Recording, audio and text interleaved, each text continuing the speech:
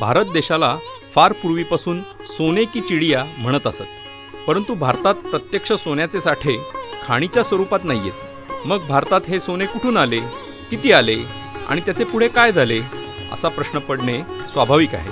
भारताच्या सुवर्णयुगाचे मूळ कारण काय आहे? एकेकाळी भारत हा खूप श्रीमंत देश होता आणि आज मात्र भारत श्रीमंत नाही आहे. त्याची कारणे काय आहेत याबद्दलचे सविस्तर विवेचन आपली संस्कृती आपला इतिहास व्याख्यानमालेत आपल्यासमोर सादर करणार आहेत भारतीय संस्कृतीचे आणि आंतरराष्ट्रीय घडामोडींचे अभ्यासक श्री चंद्रशेखरजी नेने. BE इलेक्ट्रॉनिक्स तसेच LLBचे शिक्षण घेतलेल्या चंद्रशेखरजींनी आजपर्यंत मुंबई, पुणे तसेच भारताबाहेरील अनेक IT आणि टेलिकम्युनिकेशन कंपन्यांमध्ये मोठ्या पदांवर काम केलं आहे. सध्याही विविध कंपन्यांसाठी सल्लागार म्हणून ते काम करत आहेत. मोबाईल कंपनीसाठी प्रीपेड कार्ड तयार करणे, विमान कंपनीसाठी तिकीट व्यवस्था सुरू करणे यामध्ये चंद्रशेखरजींनी मूलभूत संशोधन केलं आहे. इतिहास, विदेश नीती, अर्थनीती, भौगोलिक राजकारण याबरोबरच मराठेशाहीच्या इतिहासावर भारतात तसेच विदेशातही त्यांनी व्याख्याने दिली आहेत. आजवर विविध विषयांवर त्यांचे वर्तमानपत्रांमध्ये शेकडो लेख प्रसिद्ध झाले. तरुण भारतच्या MTV चॅनेलवर त्यांचे व्हिडिओ नियमित प्रक्षेपित होत असतात. अनेक महाविद्यालयांमध्ये व्हिजिटिंग प्रोफेसर म्हणून ते कार्यरत आहेत. ताणतणाव कमी करण्यासाठी तरुणांना चंद्रशेखरजी मार्गदर्शनपर व्याख्याने देत असतात. योगासन, स्कुबा डायव्हिंग, ओरिगामी, चित्रकला अशा अनेक विषयांमध्ये त्यांना रस आहे. शनिवार दिनांक 17 जुलै 2021 रोजी श्री शिवाजी रायगड स्मारक मंडळ आयोजित व्याख्यानमालेत चंद्रशेखरजी नेने आपला विषय सादर करणार आहेत, सुवर्णभूमी भारताचा इतिहास. या व्याख्यानासाठी मंडळाचे फेसबुक पेज फॉलो करायला आणि यूट्यूब चॅनेल सबस्क्राईब करायला विसरू नका.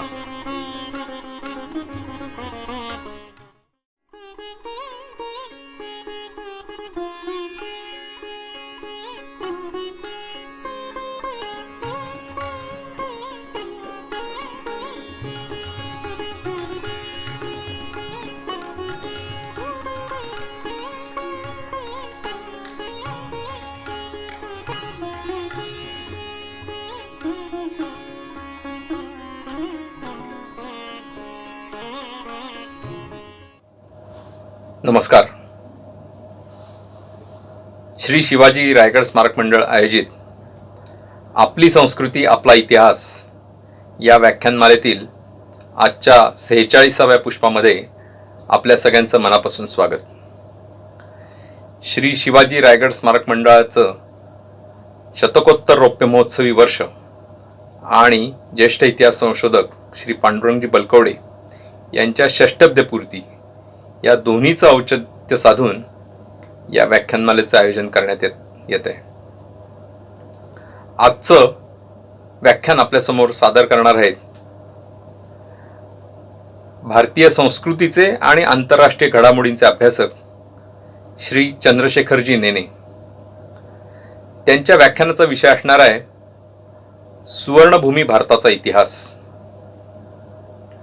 साहजिकच सुवर्णभूमी भारत म्हणजे सोन्याचं भारतामधलं पूर्वीच्या काळातलं इतिहासातलं स्थान काय होतं, किंवा एकेकाळी असं म्हटलं जायचं की भारत हा सोने की चिडिया आहे, म्हणजे इथे विपुल प्रमाणात सोनं उपलब्ध होतं. पण भारतामध्ये सोन्याच्या खाणी वगैरे अशा काही नाही आहेत. तरी देखील इतक्या मोठ्या प्रमाणात भारतात सोनं कुठून आलं, किंवा या सोन्याचं पुढं काय झालं याची माहिती जाणून घेण्याची उत्सुकता आपल्यापैकी अनेकांना असेल. आणि म्हणून हाच विषय घेऊन सुवर्णभूमी भारताचा इतिहास या विषयाची मांडणी चंद्रशेखरजी आपल्यासमोर करणार आहेत. चंद्रशेखरजींनी BE इलेक्ट्रॉनिक्स केल्यानंतर त्यांनी LLBचंही शिक्षण पदवी घेतलेली आहे. त्यानंतर भारतात तसंच भारताबाहेर अनेक कंपन्यांमध्ये त्यांनी IT आणि टेलिकम्युनिकेशन या क्षेत्रांमध्ये मोठ्या पदांवर काम केलं.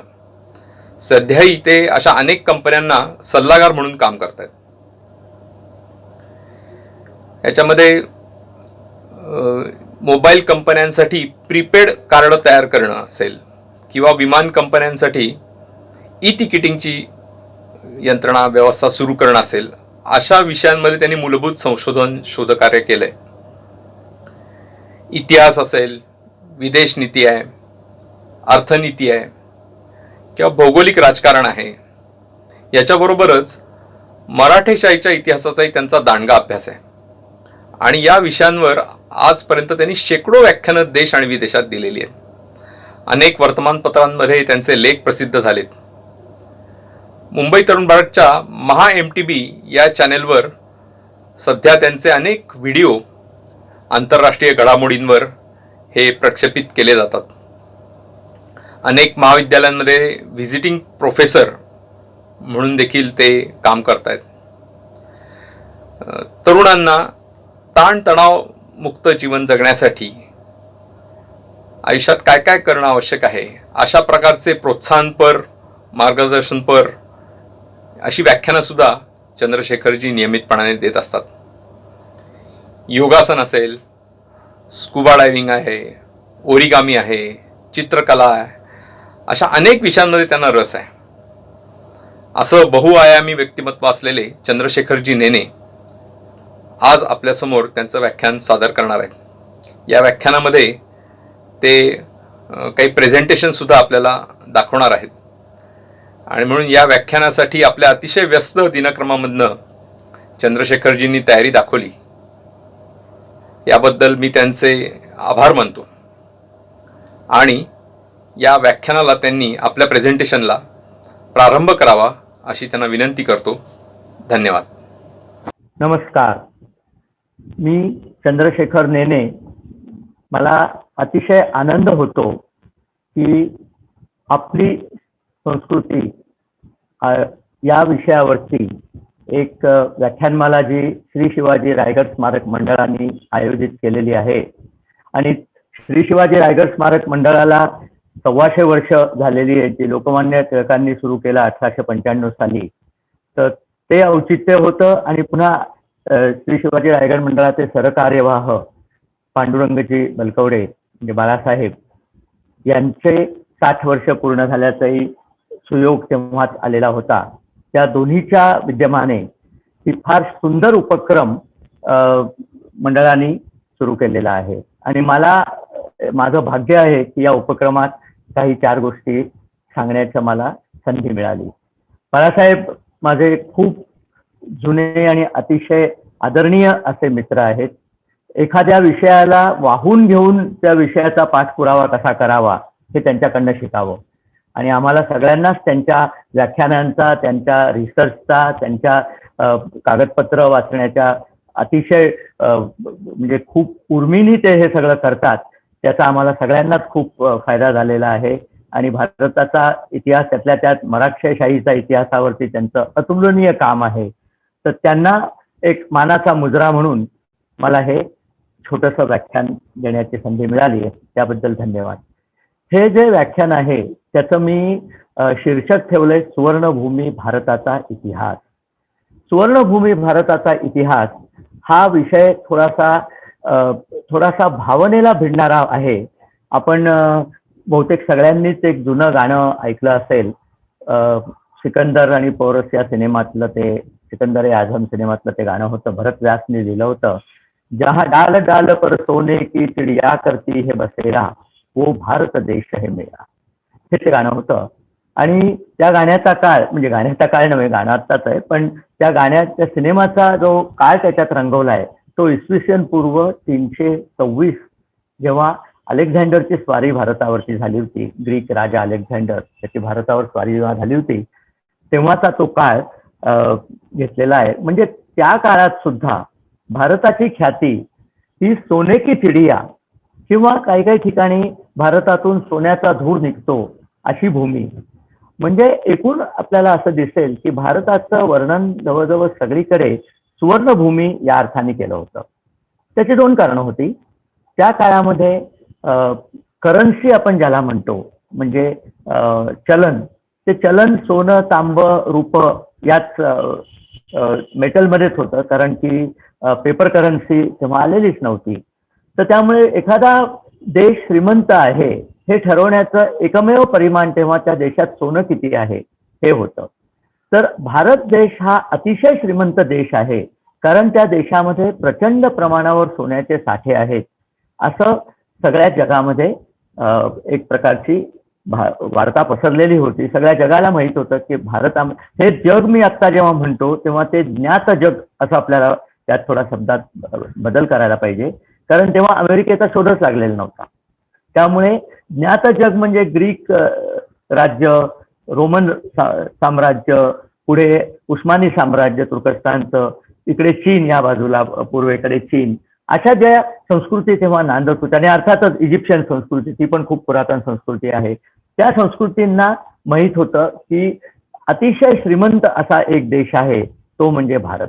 आणि कित्येक लोक भारतामध्ये आपलं नशीब करायला यायचे, की भारतात जाऊन पैसे कमवून यायचे. पण सुरुवातीला ती लोक जी यायची ती भारतामध्ये व्यापार करायला यायची. पुढे पुढे याला विकृत स्वरूप प्राप्त झालं आणि भारताची संपत्ती लुटण्याकरता लुटारूंच्या टोळधाडी पुढे पुढे यायला लागल्या. अलेक्झांडरची स्वारी त्यातलीच होती. त्याला भारतातली संपत्ती पाहिजे होती म्हणून तो आला होता. आपल्या सुदैवाने आणि त्याच्या दुर्दैवाने त्यांनी एकच लढाई पौरसची जी केली इसवी सन 326 ख्रिस्तपूर्व, त्या लढाईमध्ये तो जिंकला. परंतु त्यानंतर भारताच्या उर्वरित प्रदेशामध्ये मौर्य साम्राज्याने एकत्र होऊन त्याचा प्रतिकार केला आणि नंतर चंद्रगुप्त मौर्याच्या काळामध्ये, फार थोड्याच काळामध्ये, अलेक्झांडरनी जो जिंकलेला भूभाग होता तिथूनही त्याला हाकलून लावलं. म्हणजे ग्रीकांनी जी आपली भूमी व्यापली होती तिथून सुद्धा त्यांना हाकलून लावलं. अफगाणिस्तानच्या एका छोट्याशा प्रांतावरती त्यांची थोडी सत्ता राहिली होती, ज्याला बॅक्ट्रिया म्हणतात. बॅक्ट्रियन एम्पायर म्हणजे ग्रीकांचं अफगाणिस्तानात असलेलं कॉलनी म्हणजे वसाहत. आणि त्यातले काही सैनिक परत गेलेच नाहीत, कारण इथे इतकं चांगलं जीवन त्यांना अनुभवायला मिळालं की ते म्हणले आम्ही इथेच राहतो. म्हणजे चंद्रगुप्तानी अलेक्झांडरचा सेनापती सेल्युकस याचा पराभव केला आणि त्या पराभवाचं टोकन म्हणून सेल्युकसने आपली मुलगी हेलन ही चंद्रगुप्ताला दिली. चंद्रगुप्ताने तिचा पत्नी म्हणून स्वीकार केला, परंतु त्यांच्या मुलाला राज्य दिलं नाही. हे आपण लक्षात ठेवलं पाहिजे, कारण चाणक्याने तेव्हाच लिहून ठेवलेलं आहे की परदेशी स्त्रीच्या मुलाला जर राज्य दिलं तर त्या मुलाला आपल्या राज्याबद्दल, आपल्या देशाबद्दल आस्था असेलच असं नाही, तेव्हा हे कधीही होऊ देऊ नये. मला वाटतं मी हे का म्हणतोय आपल्या लक्षात आलं असेल, पण पुढे जाऊ आपण. तर चंद्रगुप्ताच्या ती अनेक पत्नींपैकी ती एक पत्नी होती, तिच्या मुलाला राज्य मिळालेलं नाही. परंतु हे सगळं होत असताना भारताचं साम्राज्य अधिकाधिक विस्तृत होत होतं आणि सर्वात मोठा भूभाग भारताच्या साम्राज्याचा जर आपल्याला म्हणायचा झाला तर चंद्रगुप्ताचा नातू सम्राट अशोक त्याच्या काळात होता. सम्राट अशोकाच्या काळात सर्वात जास्त मौर्य साम्राज्याचं विस्तार भारतात झालेला होता. हा जरी विषय आपण थोडा बाजूला ठेवला तरी भारत हे सुवर्णभूमी आहे हे तेव्हाच्या ज्ञात जगात सगळ्यांना माहिती होतं. त्याच्यावरनं माझ्या मनात असा विचार झाला की म्हणजे भारतात सोन्याच्या खाणी असल्या पाहिजेत ना कुठेतरी. एवढं सोनं भारतात आहे, उदाहरणार्थ दक्षिण अमेरिकेत प्रचंड सोनं आहे हे लक्षात आलं, कारण दक्षिण अमेरिकेमधनं सोन्याच्या खाणी होत्या. आफ्रिकेमध्ये झिम्बाब्वे म्हणून सध्याचा जो देश आहे तिथे सोन्याच्या खाणी होत्या आणि रोमन लोक त्या काळात सुद्धा तिथे जाऊन सोनं आणत असत. सोन्याचं एक वैशिष्ट्य असं आहे की सोनं हा धातू सहसा कुठल्याही इतर धातूंशी संयोग पावत नाही आणि त्यामुळे पुष्कळदा सोनं हे खाणीमध्ये जवळपास शुद्ध स्वरूपात सापडतं. त्यामुळे सोन्याची जर खाण गवसली तर त्यातनं सोनं बाहेर काढणं हे तुलनेने सोपं असतं. हे त्यावेळेस तर मी सांगतो, कारण त्यावेळेसची टेक्नॉलॉजी तेवढीच होती ना. तर तसं म्हणजे भारतात तर सोन्याच्या खाणी असल्या पाहिजेत. मग मी शोधायला लागलो. भारतामध्ये कोलार गोल्डफिल्ड्स नावाची म्हैसूरच्या जवळ एक खाण आहे आणि कोलार गोल्डफिल्ड्समध्ये सोन्याची खाण आहे. हे मी माझ्या शालेय पाठ्यपुस्तकात सुद्धा वाचलेलं आहे. थोडा रिसर्च केला आणि आपल्या ओळखीचे जे निनादराव बेडेकर होते त्यांच्याशी मी या विषयावर बोललो, कारण त्यांचं एकदा म्हैसूर बंगलोरमध्ये पोस्टिंग असताना ते कोलारला जाऊन आले होते. त्यांनी मला सांगितलं की कधी एके काळी कोलारमधनं सोनं निघतही असेल, परंतु आज मितीला त्या सगळ्या कोलार खाणीतनं जरी काढलं तरी वर्षाला 10 ते 20 ग्राम सोनं सुद्धा निघायचं नाही, कारण ती संपलेली आहे. सोनं तिथलं काढून काढून ती संपून गेलेली आहे आणि ही आत्ताच संपली नाहीये, ही अनेक अनेक वर्षापूर्वी संपलेली आहे. मग भारतात सोनं आलं कुठून? मग एवढं सोनं भारतात आहे, भारत सुवर्णभूमी आहे, तर नेमकं ह्याचं रहस्य काय आहे? आणि त्या रहस्याचा जेव्हा मी शोध घ्यायला लागलो, तेव्हा मला एक वेगळंच विश्व उलगडायला लागलं, की भारतात सोनं हे भारतातलं सोनं नसून परदेशातनं व्यापाऱ्यांनी आपल्या इथे आणलेलं सोनं आहे आणि त्याचे प्रचंड साठे भारतामध्ये आहेत. म्हणजे हे आपल्या इथे नाही, खाणी दुसरीकडे, तिथनं शुद्ध करण्याची क्रिया दुसऱ्या लोकांनी करायची आणि आपल्याला फक्त ते सोनं आणून द्यायचं. ते का आणून देत असत आपल्याला, हे परिस्थिती काय होती? आणि पुष्कळदा लोकांना असं वाटतं, आम्ही जेव्हा म्हणतो, एक तुम्हाला माहिती असेल की आपल्या बोलण्यामध्ये आमच्याकडे सर्व होतं हा एक वाक्प्रचार येतो. आमच्याकडे विमानं होती, आमच्याकडे बंदुका होत्या, आमच्याकडे तोफा होत्या, असं एक म्हणण्याची पद्धत आहे आणि मग त्याची पुष्कळदा थट्टाही केली जाते. तर तसा हा काही प्रकार नाही ना, किंवा आमच्याकडे सोनं होतं असं आम्ही म्हणायचं. कोण विचारायला जाते, कोण शोधायला जाते, तर तसं हे नाहीये.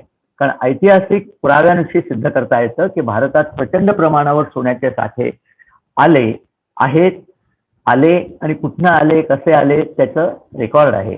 तर आपण त्या रेकॉर्डच्या शोधार्थ आता जाऊया. मी एक प्रेझेंटेशन सुरू करतो, कारण नकाशाच्या योगे या गोष्टी समजायला थोडा आपल्याला उपयोग होतो त्याकरता. तर आता मी प्रेझेंटेशन सुरू करतो.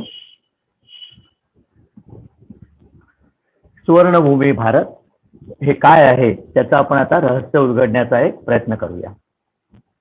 हा जो नकाशा मी इथे लावला आहे तो ख्रिस्तापूर्वी 2600 ते 1900 या वर्षातला आहे.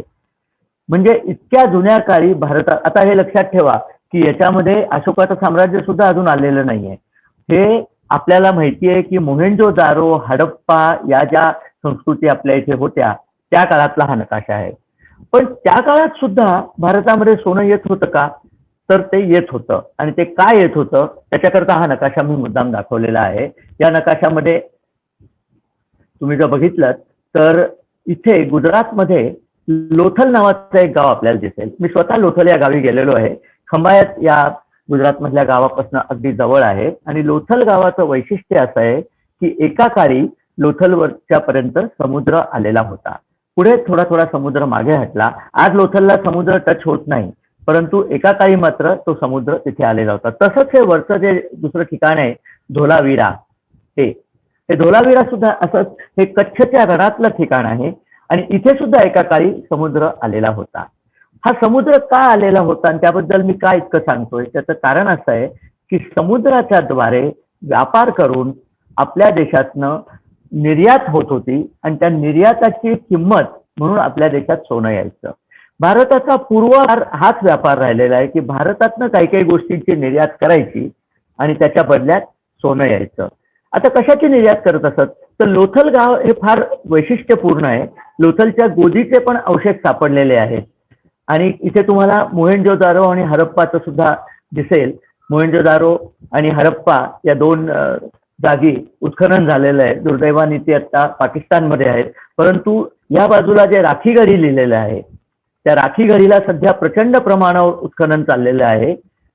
एक सेकंड आहे, राखीगढी इथे आहे. राखीगढीला प्रचंड प्रमाणावर उत्खनन झालंय आणि सिंधू सभ्यता ज्याला म्हणतात, म्हणजे सिंधू नदीच्या काठी जी संस्कृती वसली तिला सिंधू सभ्यता, सिंधू संस्कृती असं म्हटलं जातं. इंडस व्हॅली सिव्हिलायझेशन ज्याला म्हणतात, त्याचं एक मोठं ठाणं राखीगढीला होतं आणि तिथे त्यांना राखीगढीला नुकतेच त्याच्या जवळ त्यांना रथ सुद्धा मिळालेले आहेत. त्याच्यावरती आपण आता बोलणार नाही आहोत, तो एक वेगळाच विषय आहे. परंतु या सभ्यतेला, या सभ्यतेचा म्हणजे या संस्कृतीचा एक भाग लोथल पर्यंत आलेला होता आणि लोथल नंतर तुमचं धोलावीरा, इथून सगळे एक्सपोर्ट व्हायचे, निर्यात व्हायचं. काय निर्यात व्हायचं तर आज सुद्धा लोथलमध्ये आपण जर बघितलं तर तिथे रत्नांना पैलू पाडण्याचं काम चालतं. आता इथे गंमत बघा, सगळी रत्न काही भारतात मिळत नाहीत, काही रत्न परदेशात सुद्धा मिळतात. तिथनं ती येतात कुठे तर लोथलला, कारण तिथले जे कारागीर आहेत ते इतके कुशल आहेत. मी त्या कारागिरांचा इंटरव्ह्यू घेतला, त्यांच्याशी बोललो. एक कारागीर मला भेटला, तो म्हणला सर मी 8 वर्षाचा असल्यापासून हे काम करतोय, आज माझं वय 48 आहे आणि तो ज्याला नीलमणी आपण म्हणतो, त्यांनी सफायर, त्याला तो पैलू पाडण्याचं काम करत होता. तर हे काम अजूनही लोथलमध्ये चालतं आणि या कामाचा इतिहास 4000 वर्ष मागे जातो. 4000 वर्ष हा व्यवसाय चालू आहे लोथलला. आता ही लोथलची गोदी आहे. हा तिथे हे कन्स्ट्रक्शन आहे. आर्टिस्टने तिथे उत्खनन केल्यावर त्यांच्या लक्षात आलं की हा उजवीकडनं समुद्राचे एक सोंड लोथलमध्ये येते. जहाजं इथे यायची, इथे गोडाऊन्स आहेत, इथे व्यापार व्हायचे, म्हणजे व्यापाऱ्यांची गोडाऊन किंवा कोठारघरं, व्यापाऱ्यांची ऑफिसेस किंवा कार्यालय हे सगळं लोथलमध्ये होतं. आणि लोथलहून उच्च प्रतीचे मणी, रत्न ही निर्यात व्हायची. म्हणजे ज्याला रफ्स म्हणतात, आफ्रिकेतनं त्या काळामध्ये रफ्स किंवा ज्याला न पैलू पाडलेली रत्न इथे यायची आणि त्याला पैलू पाडून ती निर्यात व्हायची. एक अगदी, मी स्वतः आफ्रिकेमध्ये 3 वर्ष केनियामध्ये काम केलेलं आहे.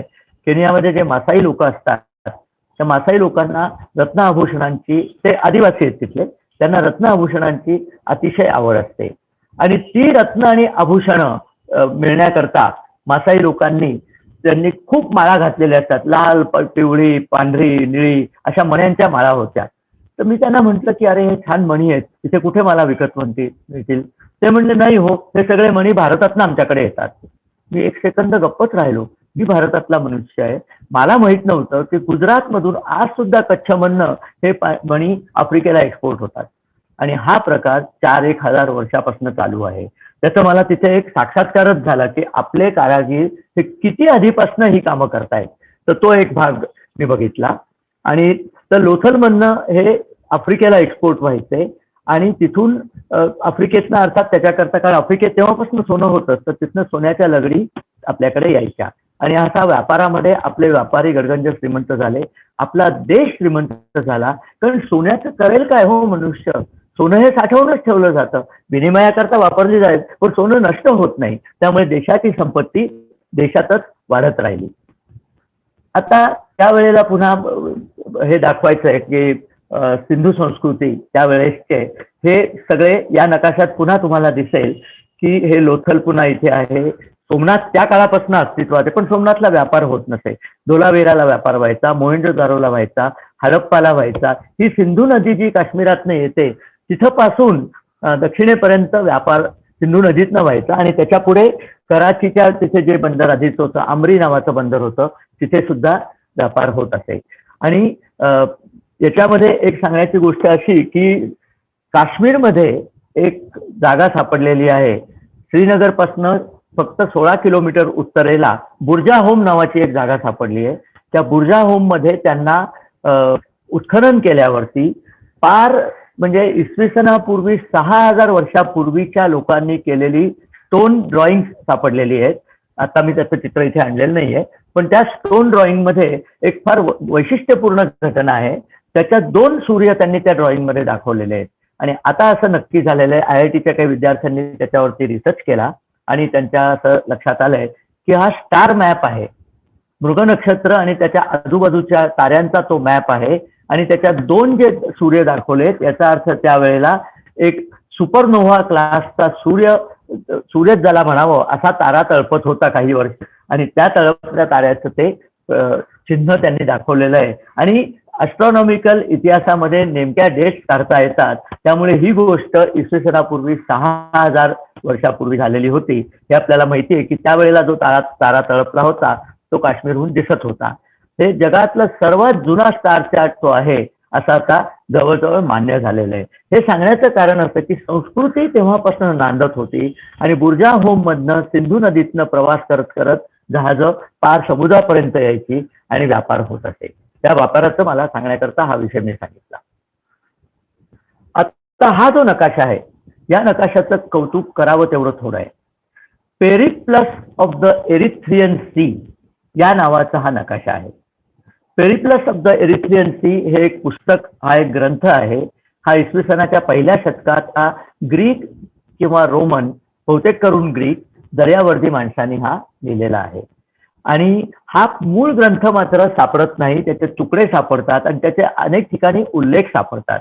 आणि या ग्रंथाचं वैशिष्ट्य म्हणजे या ग्रंथामध्ये त्यांनी नकाशा दिला होता आणि त्या नकाशामधली जी नावं आहेत ती नावं आज सुद्धा आपल्याला सापडतात. आपण या नकाशाचा थोडा अभ्यास करूया. Erythraean Sea. एरिथ्रियन या ग्रीक शब्दाचा अर्थ लाल असा होतो. म्हणजे तसं पाहिलं तर ज्याला लाल समुद्र म्हणतात किंवा सध्या ज्याला रेड सी म्हणतात, तो हा रेड सी आहे संबंध, लाल समुद्र.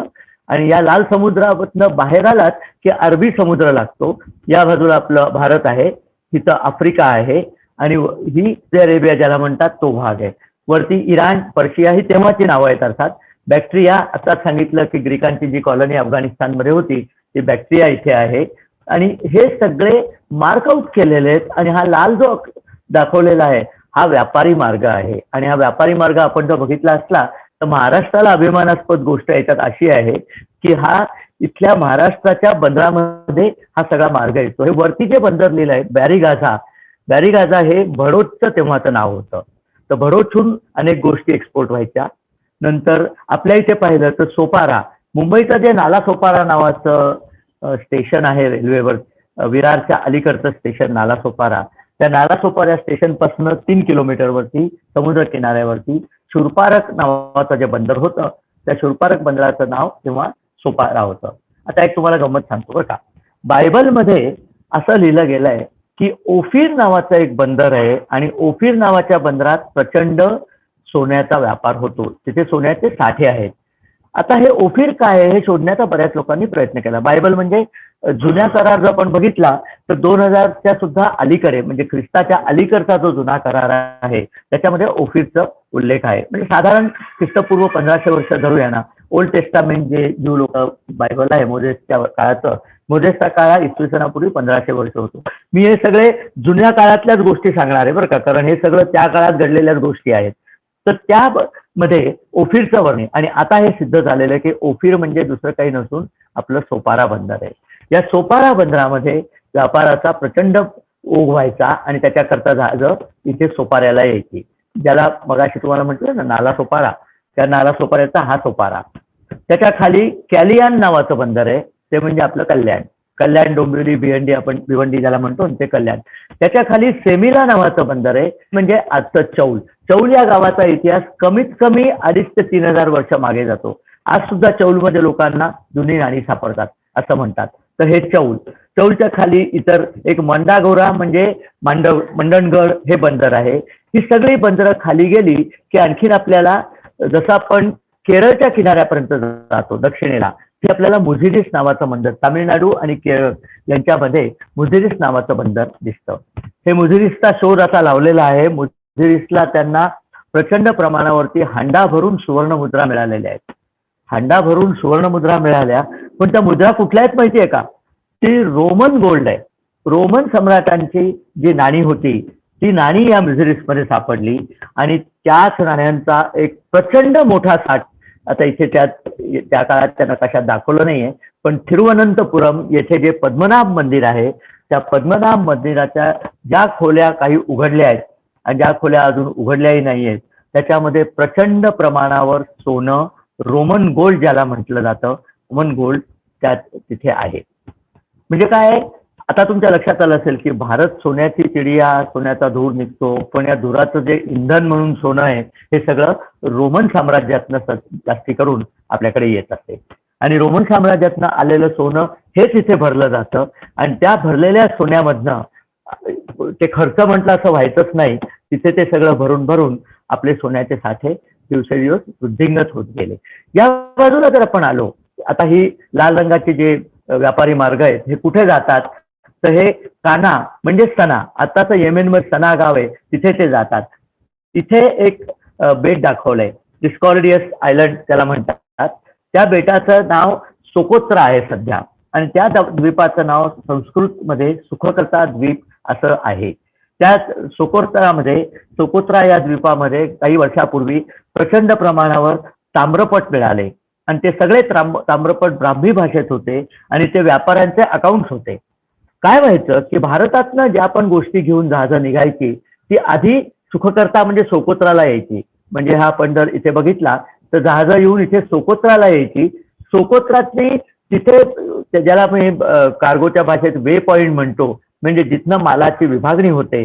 काही माल जो रोमन साम्राज्याकडे जायचा तो उत्तरेकडे जायचा, तो या अरेबियन आखातातनं, ज्याला एडनचा आखात म्हणतात, तिथे इथे एडुआ मेन म्हणजे एडन, त्या एडनच्या आखातातनं वरती जायचं, वरती जाऊन इथे ते हॉर्मस नावाच्या एका जागी यायचं. हे ऍक्च्युली सध्याचं सुएझ जे आहे ते हे आहे.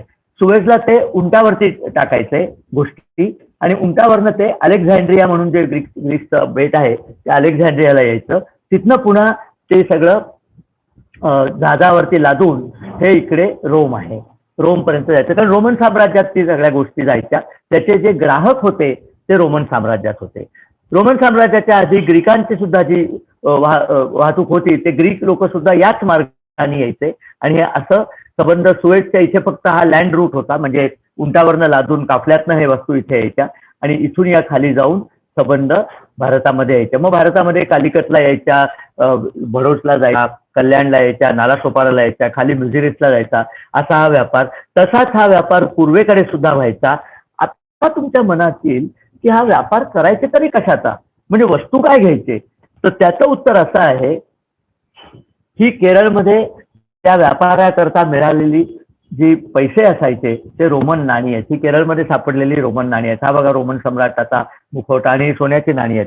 एक माहिती म्हणून सांगतो, मी रोमला जेव्हा गेलो होतो काही कामाने, तेव्हा रोमच्या म्युझियममध्ये हीच नाणी प्रचंड प्रमाणावर डिस्प्ले करून ठेवलेली होती. म्हणजे ह्या नाण्यांमुळे निश्चित होतं की हा जो व्यापार आहे तो रोममधनं भारतामध्ये होत होता, पैसे आपल्याला रोममधनं यायचे. आता प्रश्न मगाशी मी विचारला की व्यापार व्हायचा कशाचा, तर गमत वाटेल ऐकून. भारतातनं तीन गोष्टी प्रामुख्याने निर्यात व्हायच्या.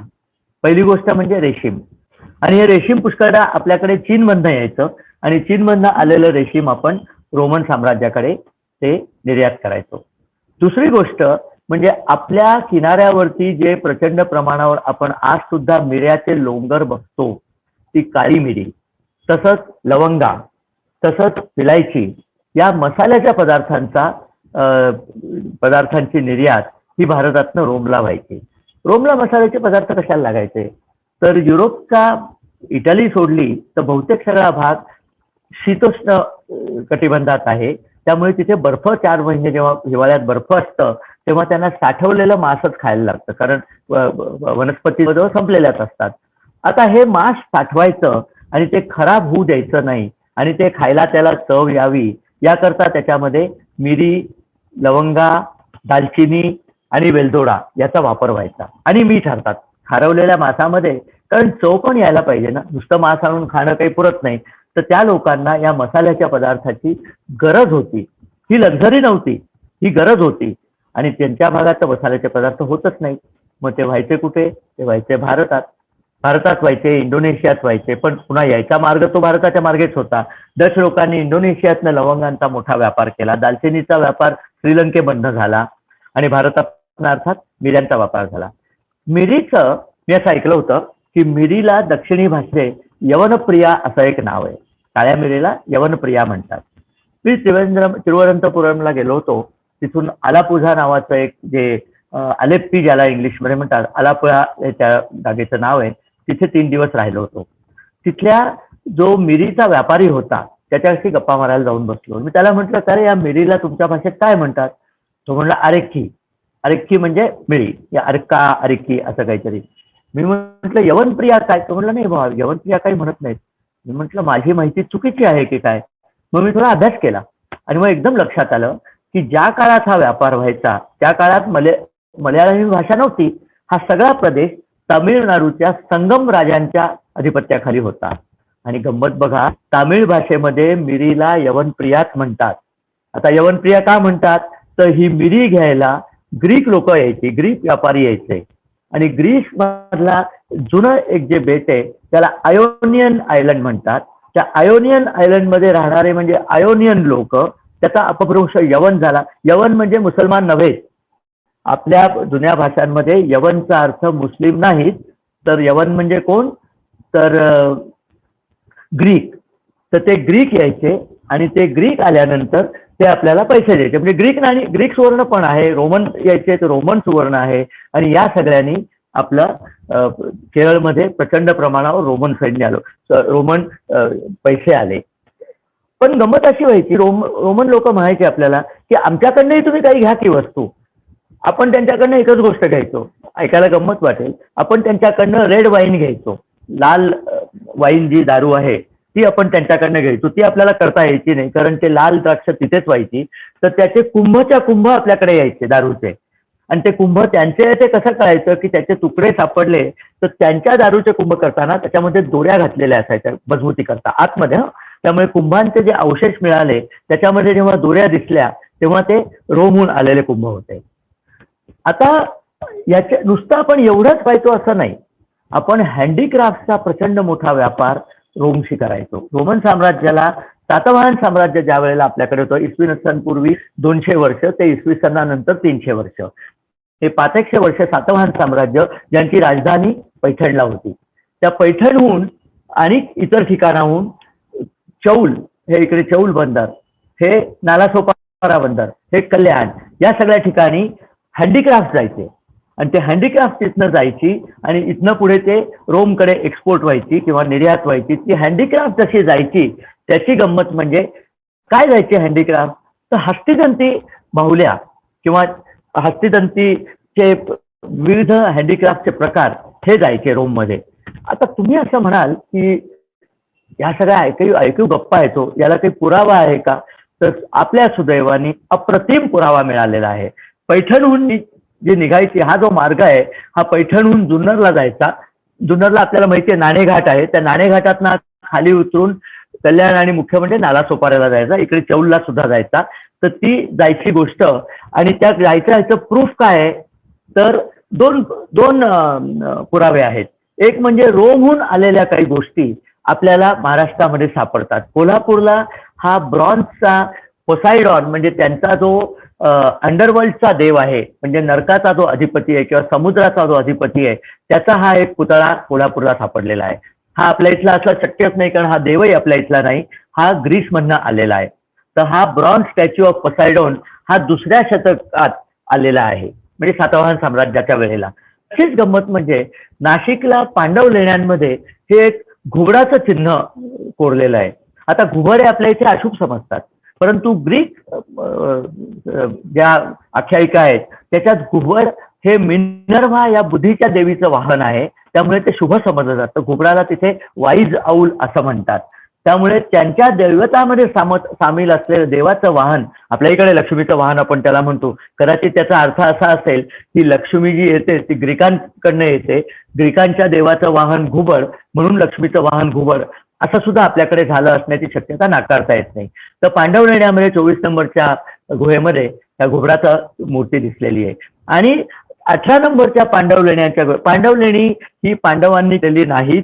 तिथे प्रचंड मोठा ब्राह्मीमधला शिलालेख आहे. त्या शिलालेखात लिहिलेलं आहे की ही लेणी सातवाहन राजा त्यांच्या काळात झालेली आहे. नागनिका म्हणून जी राणी होती तिने नाणेघाट बांधला. तशाच इतर ज्या होत्या पुलुवामी पुत्र सातवाहन जो होता त्याच्या काळातल्या त्या लेणी आहेत. आणि त्या लेण्यांमध्ये ही जी मस्तकं केलेली आहेत, ही जी कोरलेली मस्तकं आहेत ही रोमन हेड्स आहेत. त्यामुळे ही रोमन हेड कशावरनं, हा इथे एरो, हा ही जी आहेत ही रोमन हेड, कारण त्यांच्या केशभूषा या रोमन पद्धतीच्या आहेत. तेव्हा त्यावेळेला सुद्धा म्हणजे सातवाहन साम्राज्याच्या काळामध्ये म्हणजे इसवी सन 100-150 त्यावेळेला रोमचा व्यापार आपल्याकडे होता, त्याचा प्रत्यक्ष पुरावा आहे. आता हे जायचं कसं रोमला वस्तू, तर इथे आपण एक गमतीदार, आता इथे त्यांनी हे तेर नावाचं इथे एक गाव आहे. तेर या गावाचे महत्व म्हणजे तगर साम्राज्याची राजधानी ती तेर.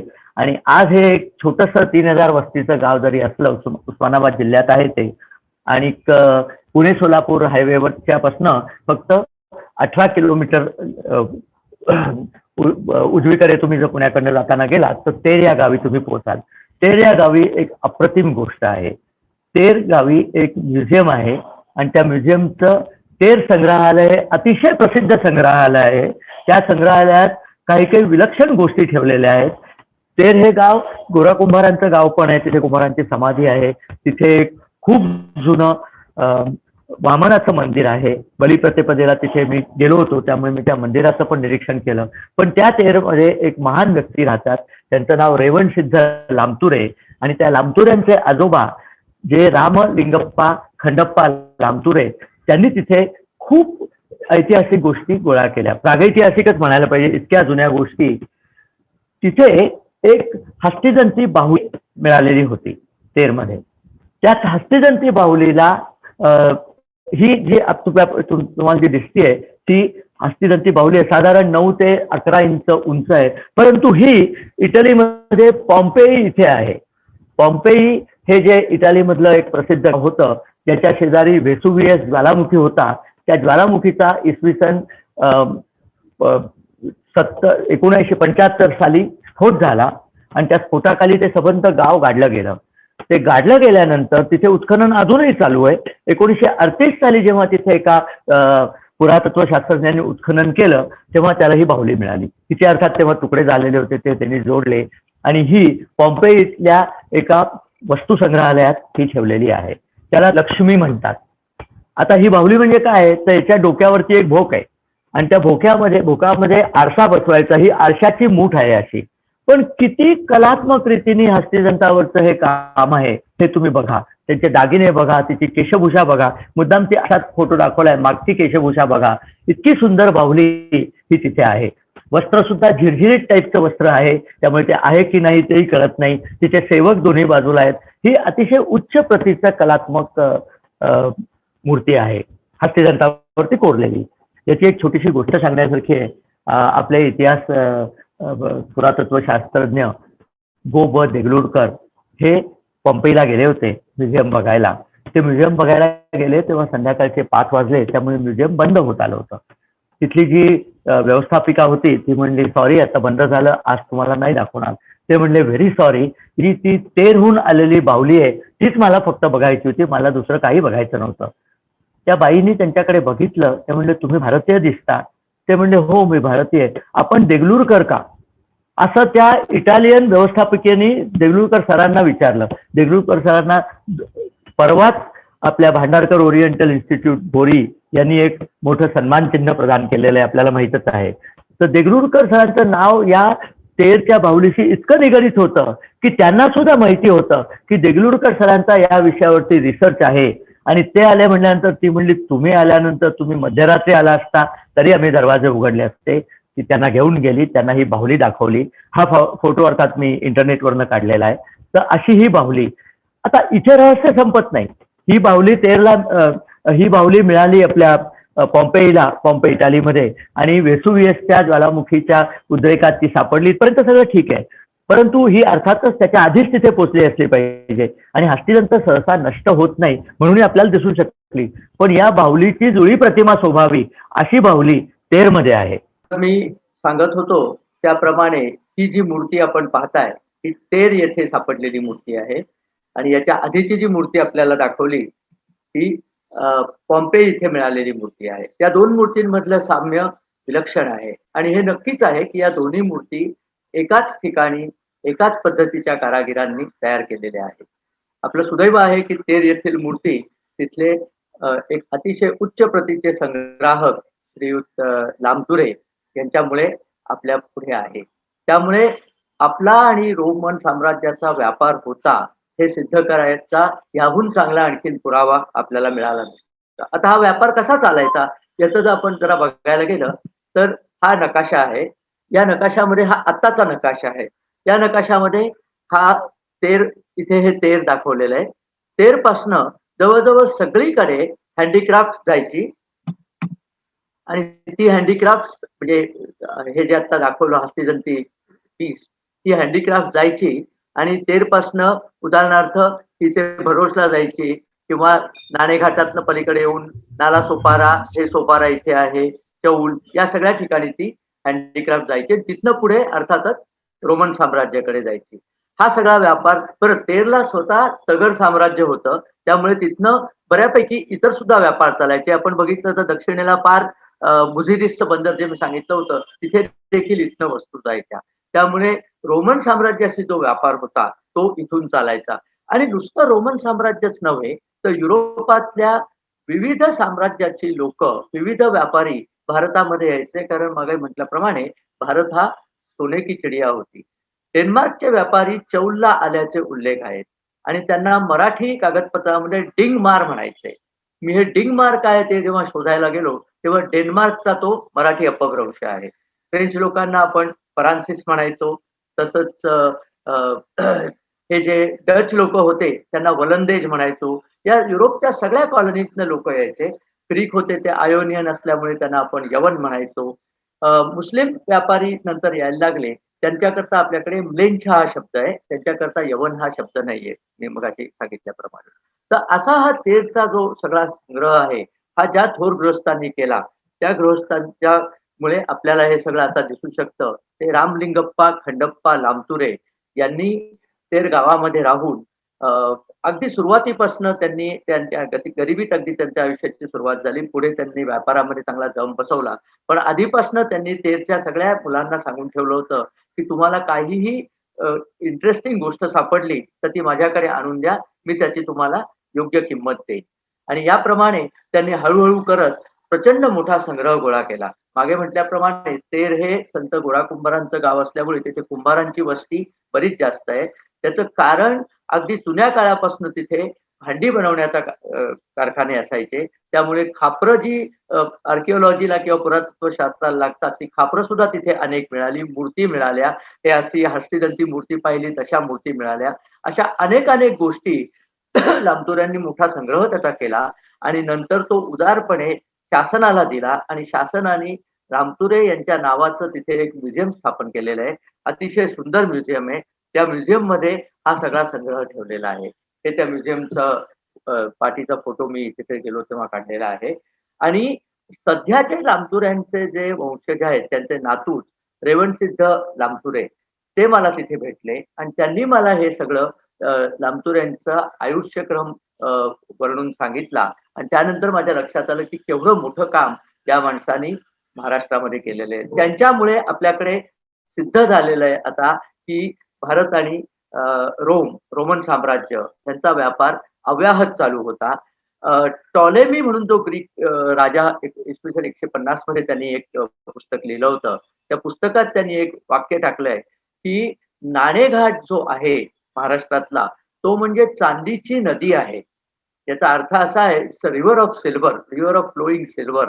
त्याचं कारण असं आहे की नाणेघाटामध्ये कस्टम्सची जी म्हणजे कस्टम्सचा जो ठिकाण होतं जिथे तो रांजण ठेवलेला आहे. असं म्हणतात की त्या रांजणामध्ये व्यापारी आपला जो जकातीचा मालावरती जी जकात असेल ते पैसे टाकायचे. तर तो एवढा आहे की तो रांजण भरून वाहत असे. म्हणून म्हटलं जातं की नाणेघाटामधनं हा सोन्याचा चांदीचा झरा वाहतो. इतका तो महत्वाचा होता.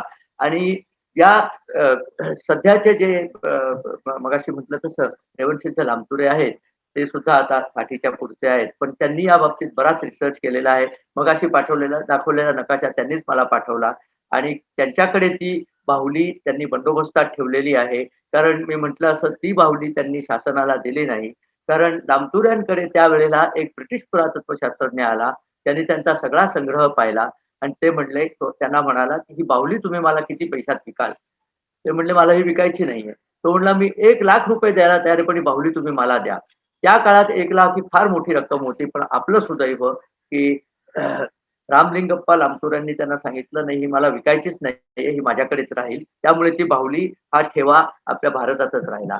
हे श्री रेवणसिद्ध लामतुरे यांच्याशी माझा पत्रव्यवहार असतो. फोनवरती सुद्धा आमचं बोलणं होतं. हे स्वतःही त्या बाबतीमध्ये रिसर्च करतायत आणि त्यांचाही या विषयावरती पुस्तक लिहिण्याचा मानस आहे. जितक्या लवकर ते पुस्तक लिहितील तितक्या लवकर आपल्याला तेर आणि या व्यापाराचे आणखीन मर्म उलगडून आपल्याला कळेल. आता प्रश्न असा आहे की हा व्यापार जेव्हा रोमन साम्राज्याशी चालला तेव्हा रोमन साम्राज्याचं याच्याकरता काय रिॲक्शन होत्या. तर हे जे चित्र मी आपल्याला दाखवलंय ते रोमचा एक अतिशय मोठा सेनेटर त्याचं नाव प्लिनी द एल्डर होतं म्हणून त्याला आपण आपल्या भाषेत थोरला प्लिनी म्हणूया. त्याचा मुलगा हा सुद्धा मोठा पॉलिटिशियन होऊन गेला. त्याला धाकला प्लिनी म्हणतात, प्लिनी द यंगर. पण या थोरला प्लिनी हा 23 साली जन्मला म्हणजे 0023 बरं का. इसवी सन 23 साली जन्मला आणि तो 79 पर्यंत जिवंत होता. त्यांनी 77 साली रोमच्या सिनेटमध्ये केलेलं भाषण उपलब्ध आहे. मराठा साम्राज्याचं म्हणजे महाराजांच्या साम्राज्याचं दुर्दैव असं की महाराजांची सगळी रेकॉर्ड्स ही रायगडावरती स्टोअर्ड होती आणि दुर्दैवाने रायगड शत्रूच्या ताब्यात गेला. पुढे तो सिद्धीच्या ताब्यात होता. तेव्हा ती सगळी रेकॉर्ड बहुतेक त्यांनी जाळून टाकली. त्यामुळे अस्सल कागदपत्र मराठी मिळायला शास्त्रज्ञांना आणि आपल्या इतिहास तज्ञांना खूप अडचण जाते. कारण ओरिजिनल रेकॉर्ड्स आपल्याला तेव्हाची मिळत नाही. आपल्याला काय मिळतं तर तिथनं महाराजांनी पाठवलेल्या पत्राच्या ज्या इतरांना पाठवलेल्या कॉपीज आहेत त्या मिळतात. पण महाराजांकडे आलेली पत्र किंवा ऑफिस कॉपी या काही आपल्याला मिळत नाही. परंतु रोमन साम्राज्याचं नशीब तितकं वाईट नव्हतं. रोमन साम्राज्यावरती नंतर जरी हल्ले झाले आणि साम्राज्याचं विघटन झालं, तरी त्यांचे जे रेकॉर्ड्स होते, ते रेकॉर्ड्स अजून अबाधित आहेत आणि त्या रेकॉर्डमध्ये सिनेटमधल्या संभाषणांचे रेकॉर्ड्स अजून मिळतात. त्यातलं प्लिनीचं जे 77 सालचं भाषण आहे, ते फार महत्वाचं आहे. त्या भाषणामध्ये त्यांनी रोमच्या उच्चभ्रू स्त्रियांकरता एक आवाहन केलंय, की लेडीज तुमच्या शक्य जर असलं तर तुमच्या रेशमाच्या आणि मसाल्याच्या पदार्थांच्या लालसेला आवर घाला. कारण या 2 गोष्टी घेण्यामध्ये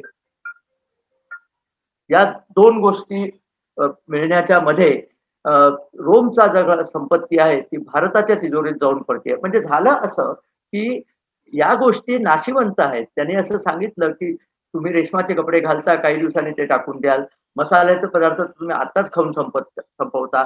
परंतु याच्या बदल्यात जे रोमन सोनं भारतात जाऊन पडतंय, ते सोनं मात्र आपल्याचं कायमचं चाललंय आणि रोमन साम्राज्य भिकारी होण्याचा हा मार्ग आहे. तेव्हा कृपा करून तुमच्या या आवडीला आवर घाला. असं त्याचं भाषणच आहे.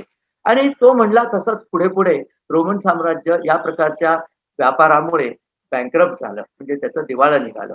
साधारण इसवी सन 300च्या आसपास रोमन साम्राज्याचं विघटन व्हायला सुरुवात झाली आणि बऱ्यापैकी ते साम्राज्य कोसळलं आणि त्याचं एक कारण असं सांगितलं जातं, की त्यांची आर्थिक शक्ती कमी झाली होती. कारण त्यातला बराचसा पैसा भारताच्या तिजोऱ्यात येऊन पडला होता.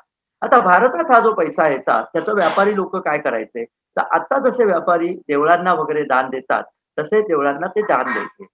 केरळचं तिरुवनंतपुरम येथे असलेलं पद्मनाभ स्वामी टेम्पल जे आहे, अनंत पद्मनाभ टेम्पल देऊळ, त्या देवळाची सध्याची मालकी केरळचं राजघराणं मार्तंड वर्मा यांचे जे वंशज आहेत, त्यांच्याकडे ती मालकी आहे. आणि त्या देवळामध्ये ज्या खोल्या आहेत, त्या खोल्या सगळ्या अजून उघडल्या नाहीयेत. त्यातली एक विशिष्ट खोली तर अजून त्याचं सील सुद्धा उघडलेलं नाहीये. असं साधारण मानलं जातं, की त्या खोल्यामध्ये असलेला खजिना हा जवळ-जवळ 10 लाख कोटी रुपयाहून सुद्धा जास्ती आहे, असं सर्वसाधारण मानलं जातं आणि बहुतांशी या खजिन्यामध्ये रोमन सुवर्ण आहे. कारण म्हटलं असं, रोमहूनच हे सुवर्ण केरळमध्ये किंवा भारतामध्ये यायचं. आणि व्यापारी कसं असतात, की आपल्या उत्पन्नाचा 1 दशांश कदाचित ते देवळाला देत असतील. याचा अर्थ याच्या 9 पट सोनं भारतातच होतं आणि त्या व्यापाऱ्यांकडे होतं. आता तेव्हा बँका नसल्यामुळे ते सोनं कुठल्या रूपामध्ये कुठे असेल हे कोणाला सांगता येणार नाही. पण भारत ही सोन्याची चिडिया होती आणि भारतात भरपूर सोन्याची भंडारं होती. हे मात्र खरं आहे आणि हे इतिहासात पुराव्यानिशी सिद्ध झालेलं आहे. आता पुढे त्या सोन्याचं काय झालं? हा आपल्याला प्रश्न येईल. तर त्याचं उत्तर इंग्रजी राज्य. भारतावरती राज्य परकीयांनी जेव्हा करायला सुरुवात केली, आधी मुस्लिमांचं राज्य होतं, मोगलांचं राज्य होतं बरीच वर्ष. परंतु त्या दोन्ही राज्यांमध्ये ते राजे जे इथे आले त्यांनी भारताची लूट तर केलीच, परंतु लूट केल्यानंतर ते आणि कुठे गेले नाहीत. त्यामुळे ते सगळे पैसे भारतामध्येच राहिले. या न त्या रूपाने ते भारतामध्येच शिल्लक राहिले. कारण ही लोकं काही बाहेर कुठे जायला आली नव्हती. एकदा इथे आल्यानंतर गझनीने कसं केलं, गझनीने लूट केली आणि तो परत अफगाणिस्तानला गेला. मोहम्मद घोरीने लूट केली, तो परत अफगाणिस्तानला गेला. पण मोहम्मद घोरी त्याचा जो गुलाम कुतुबुद्दीन ऐबक इथे बसवून गेला, त्या लोकांनी मात्र इथेच राज्य करायचं ठरवलं. त्यामुळे ते पैसे नंतर इथे राहिले. गझनीने जवळ-जवळ 20 लाख पाऊंड किमतीचं सोनं किमतीच्या वस्तू आणि सोनं सोमनाथची लूट केली तेव्हा नेलं, असं म्हटलं जातं. त्यावेळेसची किंमत, आज त्याची किंमत किती असेल याची आपल्याला कल्पनाही करता येणार नाही. अर्थात त्या सोन्याचा अजिबात मागमूस आपल्याला अफगाणिस्तानात दिसत नाही. अफगाणिस्तान हा भिकारीच राहिला. आज सुद्धा भारताने त्यांना 3 अब्ज डॉलर्सची मदत केलेली आहे त्या राष्ट्राला केवळ उभं राहण्याकरता. तिथे हॉस्पिटल बांधली, कॉलेज बांधली. म्हणजे आमच्या इथनं जे पैसे लुटून नेले त्याचं केलं काय? हा त्यांना प्रश्न विचारायला पाहिजे. आता मोगल साम्राज्याची जी संपत्ती होती ती दिल्लीमध्ये खजिन्यामध्ये एकत्र दिल्ली आणि आग्रा 2 ठिकाणी त्यांचे खजिने होते. त्याच्यात ती ठेवलेली होती. परंतु नादिरशहाचा 1739 साली जो हल्ला झाला, त्या हल्ल्यामध्ये त्यांनी दिल्लीची प्रचंड लूट केली आणि असं म्हटलं गेलं, की 3 शतकं मिळवलेले पैसे, 3 शतकाचा खजिना 3 रात्रीमध्ये त्यांनी पळवून नेला. त्यामुळे तेव्हा मोगल साम्राज्य बऱ्यापैकी खंक झालं कारण त्यांचा पुष्कळचा खजिना नादिरशाह घेऊन गेला. उदाहरणार्थ शहाजहान ज्या सिंहासनावर बसायचा ते मयूर सिंहासन, ज्याला तख्ते ताऊस म्हणतात, फारसीमध्ये ताऊस म्हणजे मोर, तर ते मोराच्या चिन्हाचं जे सिंहासन होतं ते आज इराणच्या सेंट्रल बँकेच्या तळघरात आहे.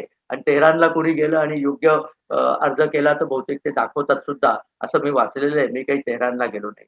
परंतु ब्रिटिश जेव्हा भारतात आले, ब्रिटिशांनी आपल्यावरती 190 वर्ष जवळ-जवळ राज्य केलं. प्लासीची लढाई 1757 आणि 1947 ला आपण स्वतंत्र झालो.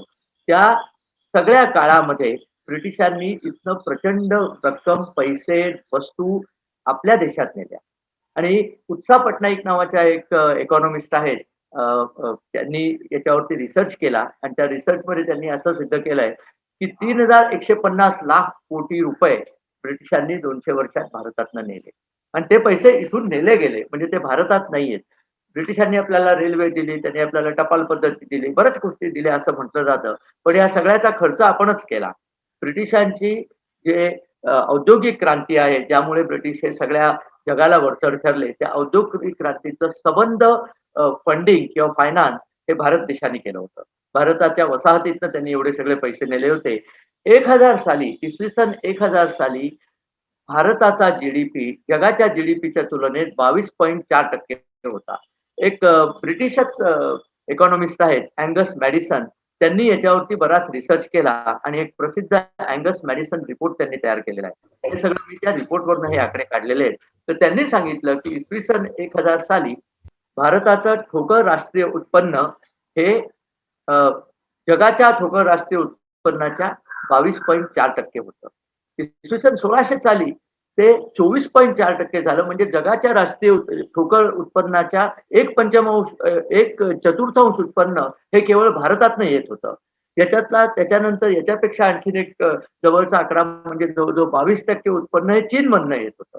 याचा अर्थ भारत आणि चीन या दोन्ही इकॉनॉमी, या दोन्ही अर्थव्यवस्था जगामध्ये फार पुढे होत्या. अशी ही परिस्थिती होती. 1870 साली काय झालं बघा. तर ब्रिटिशांचं राज्य 1757 पासून आपल्यावरती आलं. 1870 साली हे उत्पन्न भारताचा हिस्सा हा 12% वरती गेला.